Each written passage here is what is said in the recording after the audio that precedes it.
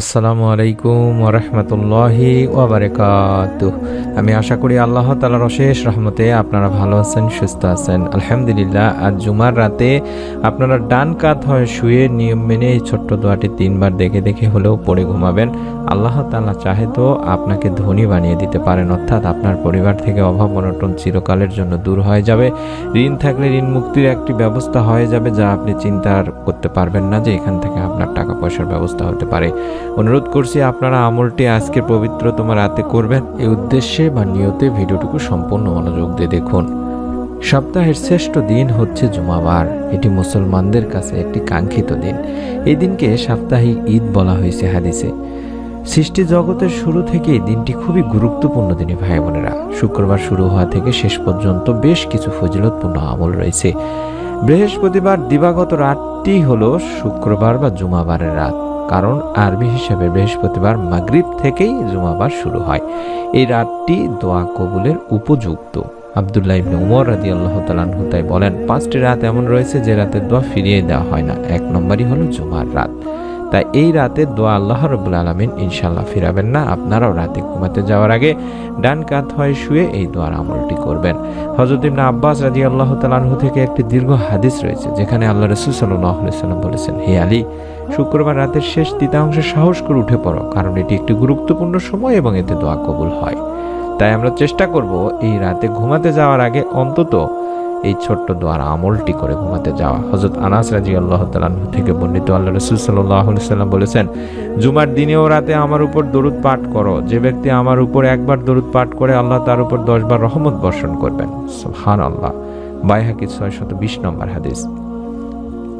আনাস ইবনে মালিক রাদিয়াল্লাহু তাআলা আনহু থেকে আরো বর্ণিত, তিনি বলেন, আল্লাহ রাসূল সাল্লাল্লাহু আলাইহি সাল্লাম বলেছেন, যে ব্যক্তি জুমার দিন ও রাতে আমার উপর দরুদ পাঠ করবে, আল্লাহ তার 100টি প্রয়োজন পূরণ করবেন। তার মধ্যে 70টি আখিরাতে পূরণ করবেন এবং 30টি পৃথিবীতে। এটিও বাইহাকী 276 নম্বর একটি হাদিস। সাধারণ দিনেও দরুদ পাঠের অনেক ফজিলত রয়েছে। যে দরুদ পাঠ করে তার উপর আল্লাহর রহমত বর্ষিত হয় এবং এটি রাসূল সাল্লাল্লাহু আলাইহি সাল্লামকে ভালোবাসার একটি নিদর্শন বহন করে। তাই আমরা বেশি বেশি দরুদ পাঠ পূর্বক এই ছোট্ট দোয়ার আমলটি করব।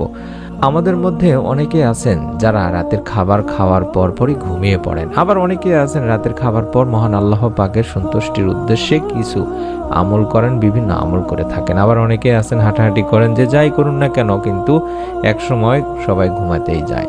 তাই ঘুমের আগে আমাদের নবী করিম সাল্লাল্লাহু আলাইহি ওয়াসাল্লাম কি আমলগুলো করতেন, কোন আমলগুলো আমাদের করা দরকার, সেই বিষয়গুলো নিয়ে আমাদের চ্যানেলে ভিডিও দেওয়া আছে। আশা করি আপনারা দেখে নেবেন। সংক্ষেপে আমি আজকে এই ভিডিওটিতেও কিছু আমলের কথা বলে দিচ্ছি।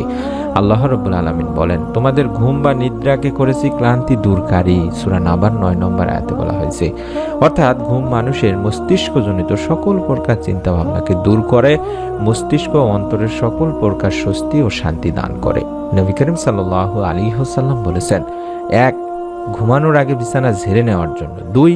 ঘুমানোর সময় ডান পাশের উপর শোয়া, অর্থাৎ ডান, আমি ছবিতে যে ভিডিওটি শুরুতে যে ছবিটি দেখাইছিলাম ওখানে দেখুন, ডান হাতটি গালের নিচে দিয়ে শোয়ার কথা বলা হয়েছে। অতঃপর ঘুমের দোয়া পড়ে ঘুমানো যাও।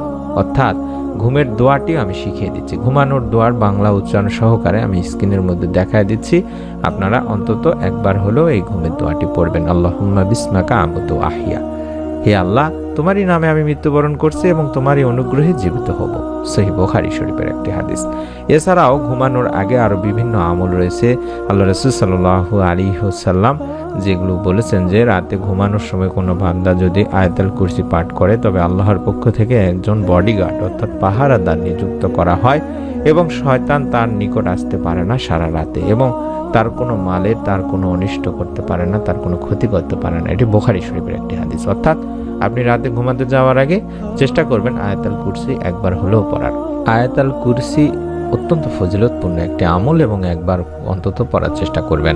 রাসূলুল্লাহ সাল্লাল্লাহু আলাইহি ওয়াসাল্লাম রাতে ঘুমানোর সময় সূরা ইখলাস, সূরা ফালাক, সূরা নাস পড়তেন। এটিও বুখারী মুসলিম শরীফের একটি হাদিস। যদি সম্ভব হয় একবার করে পড়বেন।